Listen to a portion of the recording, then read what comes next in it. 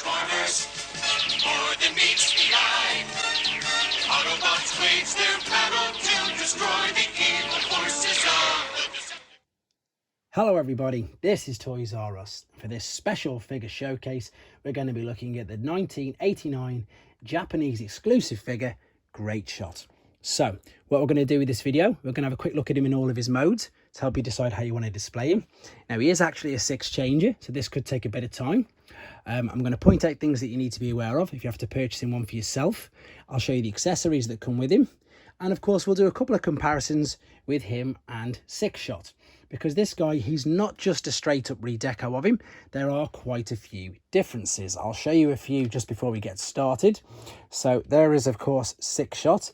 I suppose you can already tell that the chest pieces look different, including the fold out parts. The shoulders also look a little bit different. The head sculpt is different. And also when they're in the beast mode, the head sculpt is different there as well. One thing for display purposes, you'll probably also notice that whenever you see Sixshot, he's normally displayed with the wings up at the back like there. But to be honest, whenever you normally see him, Greatshot, it's normally there or how they were. I mean, of course, if you wanted to, you could still turn them to the back exactly the same as Sixshot. But usually, maybe it's just to create that difference between them. And to be honest, I think it looks even better like that. That's the way that I choose to display him as well. So, little bit of brief history about him. As I said, he came out in 1989. In Japan, they had an amazing cartoon out at the time known as Victory, and he was one of the Autobot characters from there. So that's the other big difference. He's an Autobot, and obviously Sixshot was a Decepticon. Let's have a quick look at him then up close, so we can see that there's the totally different head sculpt.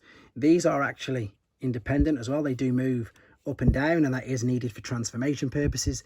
There's the totally different shoulder parts and chest bits you can see.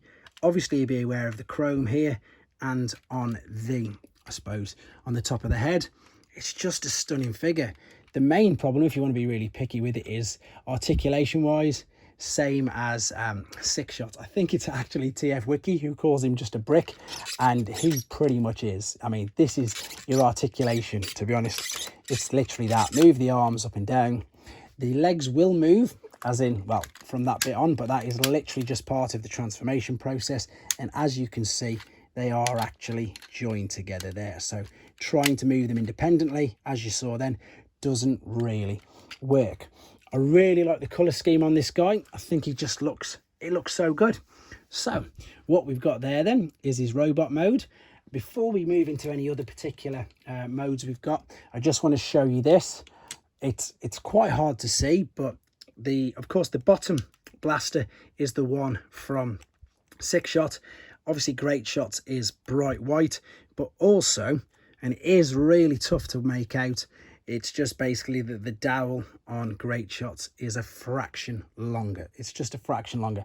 But of course, you could still get away if you couldn't find these particular guns, with it being a Japanese exclusive, with using Sixshot's weapons. It's just a different colour.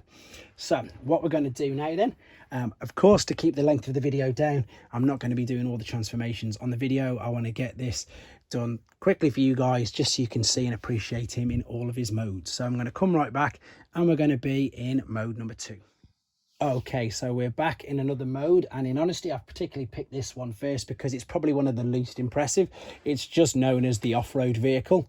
It looks more like a bit of a battering ram to me, to be honest. You can obviously tell that this is the sort of the front of the car there. You've got the wheels at the back. I'm showing you first and foremost without of the weapons, and I'll attach them in a second. So things to be aware of, you can tell here is the chrome straight away. But the good thing is, you know, that the wheels do go around, even though it's in that particular mode as well. So then, of course, what you can do is you can attach these rather large guns either side at the top. You could even, if you wanted to, you could put them in that port there. It doesn't look as good. There's so many 5mm ports on here that you could put them in, but this is where it's suggesting that you put them in. It looks okay. Maybe they were clutching at straws because it is a sixchanger. And as I said, it probably is the least impressive of the modes, but that's why we've started with that. There you go. So that is mode 2. We're going to come back now, and I'm going to have him in his tank mode. Okay, we're back and these modes are getting slightly better now. So this one is the tank mode. And again, I want to quickly apologize for not doing the transformations on camera. The main reason is length of the video. And the second, I got to be dead honest with you guys, is I'm petrified transforming this guy. It's taking me so long to do off camera. The joints are really stiff.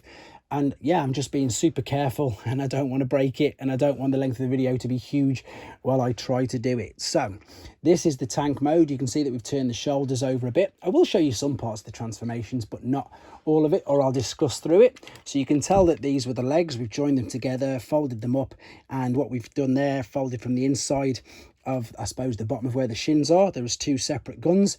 We've folded them out, and I think this looks all right already before we even attach the two guns. I'm intentionally showing you the each mode with and without the guns because the guns are really hard to get hold of, so it'll help you again with your decision if you want to get one, and if you've got the guns or if you haven't. So now this definitely is, as I'm sure you will agree, looking a lot more like a tank. I think that looks quite impressive, to be honest.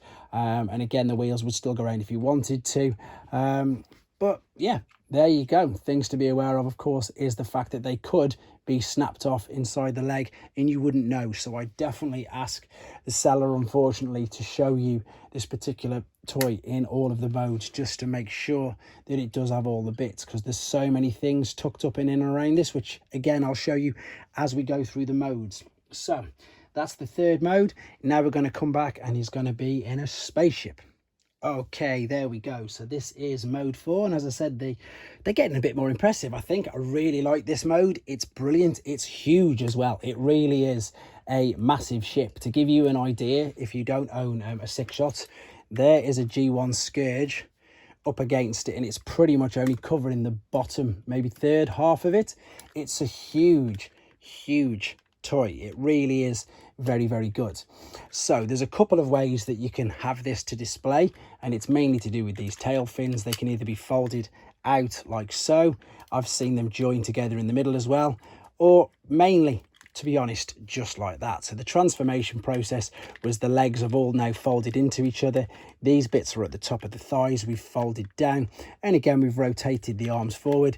That's where the head is all tucked in. I'll show you that, to be honest, because the head is really cleverly tucked away. So these bits you can see on the side, they do actually come out individually. So these are all hidden away there and tucked into place. So there we go. Also, again, I haven't put the guns on. So the guns with this will now go on to the wings like so. And again, it just makes it look that little bit more formidable. And again, just display so much better. If I can get it to display there briefly, yeah, that's not so bad. What I'll do is I'll just quickly pick the camera up just so you can have a look again. Brilliant. It's a fantastic mold. It's a great toy, to be fair. Same as sixshot, but this one's just, for me, because it's got the better color scheme, I think it's just got the edge on it. And again, final quick comparison, just how small Scourge is compared to him. Right, that was mode 4, but now we're going to come back and he's going to be in his gun stroke pistol mode. Okay, here we go. So mode 5, which is the gun, and again, just very quickly before I pick it up to give you an idea of the size, I've still got Scourge hanging around and it's double the size of that. And again, this is quite a cool mode, to be honest, and it's got to be one, I suppose, of the last Transformers that was allowed to be a gun. Again, I've got it in this particular mode without the large guns, just to give you an idea of what it's like. You can still pretty much get away with it because you've folded the guns out again from inside there. We've just literally folded the legs out again. You can see the arms are still up and everything is all hidden. I do like the fact that there's a trigger there. Of course, there's nothing that it does, but it's just a brilliant little gimmick that they've added to it. It just, again, just tops it off brilliantly, and you can see it really is a great big toy. So what we're going to do now, hopefully without falling over, there's two 5mm ports either side of the front here. Sorry, you can see nothing but my arm there, but I'll show you where I'm attaching these now. There we go. So obviously now, again, much more formidable with all the extra blasters, and yeah, it's even bigger. It doesn't even fit onto camera now. Quite a cool mode, to be honest. Obviously on the top there's a load going on, but from the side you can't really see or tell that. So there we go. That was mode 5. Now we're going to go into probably one of the strangest modes, which is mode 6. And it is the Rhinoceros mode. Yes, I did say rhinoceros, and here it comes. Right then, so we're back, and for the final mode, and I'm not saying that I think this is the best, I think this is perhaps the craziest, and yeah, it's just, I mean, if you think about it, you've got a gun, a ship, a tank, an armoured vehicle, and then randomly you've got a rhino. So that's why I wanted to save it to the end. So this is obviously one of the main differences between this and sixshot. You've got the rhino's head, you've got the lovely bit of chrome there for the horn. So at the bottom of the arms, we've just twisted them round so it looks like they've got some paws. We've folded the legs back the other way, and again, they were the feet in robot mode, and we've filled the wings out at the back, which basically just, again, makes it look, I suppose, like the back of him. It could be argued that it's not, of course, a very good mode. It's just, I think, very, very original and just a great idea, and randomly to put it on there. And if you watch the cartoon, he does actually use this particular mode. The interesting thing with this is I can't find any pictures, to be honest, and I've looked, and again, I love this figure, of where to attach these. So maybe if you haven't got the accessories, this would be the mode that you want to display it in. But you could, if you wanted to. You've got two choices. You could attach them either to the wings, which obviously would fill out on the back of the figure there, which wouldn't make too much difference. I suppose that looks quite good, actually. It makes him look a bit powered up. But also, and this definitely isn't where they're supposed to go, this is something that I've just played around with. Ironically enough, these screw holes here on the back of the hind legs, obviously as they are, they're as good as 5mm ports, and they will actually as well hold them in place. So it's entirely up to you, but as I said, I've not seen anybody or any official place, but again, I don't have the instructions, so I could be completely wrong, so I apologize if I'm wrong with that.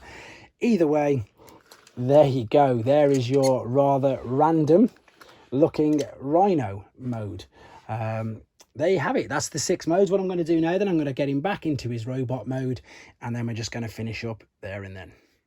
Right then, back for the final time, and this is how I'm going to be displaying him. So this is how I'm going to be leaving and ending the video. Again, quick apologies for not doing the transformations on camera. I hope you understand. And again, I'm sure you don't want to see me struggling away for, ages trying to do the transformation process. I'll just show you a couple of little things that, if you're wondering why the fists, as I say, these literally just slot up and down, so that's how they pop out. And again, as I say, with the head, it folds into there. These are completely independent. You can move them up and down, and the rhino's head is folded into the back there with the trigger, and all the other bits I did mention, like the fold out guns, are all tucked away in there. It is a truly stunning figure, and hopefully this video has done it some justice. He is very similar to sixshot, but I wanted to show you, of course, the differences. I think the differences in itself make it worthwhile for the extra purchase. And if you're a fan of the Victory cartoon, then for me, it's just a no-brainer, because he's a brilliant character in it. And again, I just want to quickly give you a comparison, an idea of how big he is if you've not seen him. There's Scourge in his, obviously, alternate mode. And there is Little, in fact, you can't even make him out. That's a normal swindle. That's not a world's smallest swindle. That is a standard swindle.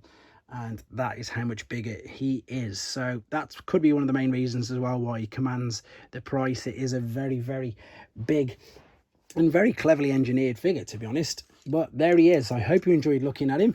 He is the Japanese exclusive figure from 1989, coinciding with the cartoon Victory that was being aired at the same time. Greatshot. Thanks for watching, guys. Take care. Thanks for watching. Like and comment, and don't forget to subscribe.